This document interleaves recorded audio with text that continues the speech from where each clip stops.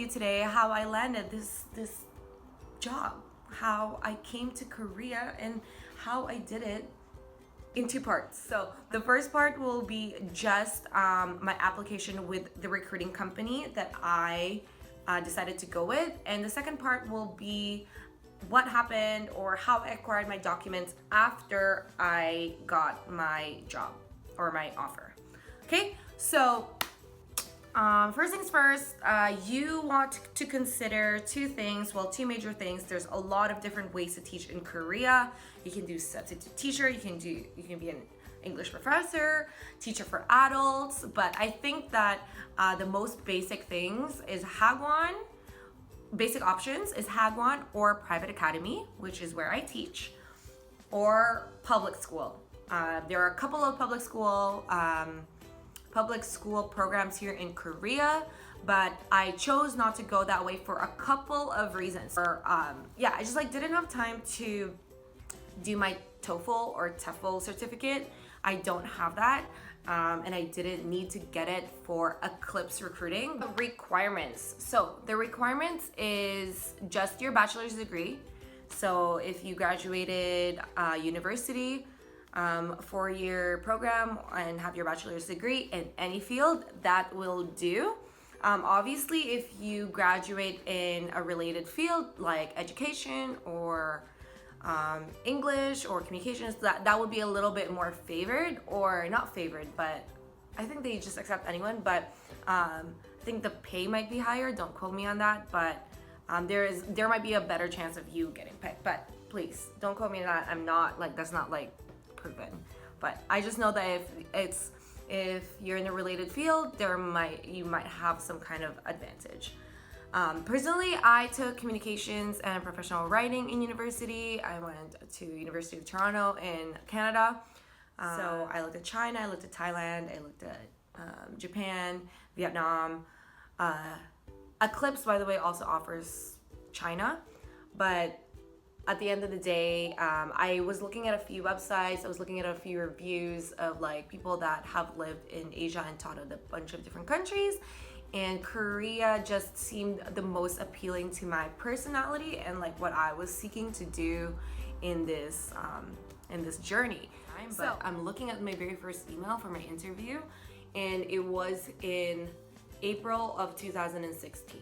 Okay, so I'm just kind of thinking, if this was a real process, so if you or anyone else actually took this process at a timely manner, I think that the whole entire thing could be done in 2 months or 3 months, because I know that a lot of people are actually able to leave in 3 months time, but this is just my experience. So I got an email saying that I'm going for an interview, or they're inviting me for an interview. I remember that. And it tells you kind of the requirements that you need. Okay, so after I passed that interview, that first one, you don't really need to pass it, but it's kind of initial interview to get to know you kind of thing. About 4 days later, I got another email saying that they wanted to schedule an interview with me.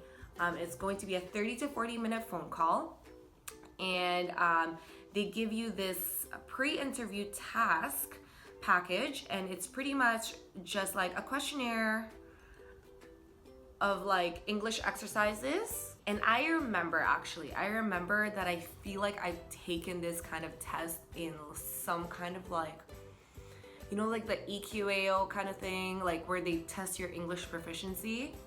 There's no EQAO in America, I think, but in Canada there's EQAO that we have to take in high school. This kind of reminded me of it. It's do you go through a bridge or under a bridge or over a bridge, or yes, that kind of stuff. Okay, so you answer this pre-interview task, and then you send it back to them. Okay, and then you book your interview, and then during your interview, we do a 5-minute role play. So you do a 5-minute role play with your recruiter. So I did a 5-minute role play with Colette, and mind you, I have never taught before. This whole entire phone call happened, so it's kind of just confidence, There's not much to lose, but you also still have to show your confidence when you're doing it over the phone. How do you teach over the phone, right? So I remember being quite nervous for it, but at the end of the whole entire interview, I was like, okay, that wasn't that bad. A quick tip, because if you're teaching, just for me, I use a lot of like hand gestures, and I wanted to make it as realistic as possible. So I remember writing down the topic and then like having a piece of paper in front of me, and while we were role playing, I was imagining that I was actually writing it on the board, so it seemed a little bit more fluid when I was speaking. Anyway, so that's it. So you prepare a lesson, a 5-minute lesson before your actual interview, and then during your interview you will mock that interview for your recruiter. Okay, so 4 days later after my mock interview, they sent me saying, congratulations, your Aclipse interview was successful, here are the next steps. And I remember this was when I kind of like dwindled off. I did pass that interview, and my recruiter gave me a deadline of like when I needed to give all my documents in, and I remember just sending them in, and like a very later time. I don't recommend you to do that. You pretty much need to send your application form, your passport. They're gonna send you an application form, your passport, a photo of yourself, like I chose like my LinkedIn photo, so like a business professional photo, and your resume. Okay, and then you have to make an intro video. This was another thing that like kind of like stalled my process. I could not get this video to go live for the life of me. I don't know why I didn't say this before. So also another thing is that Aclipse is linked to one school, one Hagwon in Seoul. So that's what I am teaching, where I am teaching now. I teach at a Hagwon that is primarily linked to Aclipse, and it is CDI. You can get to know it more here down below. Look at the description. I'm not gonna go further into CDI. Okay, so after you get your job offer, so very exciting, very exciting. So your job offer will be given to you after you pass your interview, and after you give in your video and all that stuff. You send in your requirements, they send you your offer. An offer is very, very different from a contract. So your contract will not come until you're literally like here in Korea. Actually, you get a contract before you leave, but you get another one after training. Okay, another video. That's for another video. But the offer that you get will purely state most of the important things that you need to know. So like your salary will be there, your housing, benefits, etc., all that basic stuff. But it will also have your start date. So mind you, I did not come to Korea until 2017. So what was I doing of all that 2016? Just to keep it short, I had to kind of like lag my coming to Korea for a full year because I was very busy of all 2016.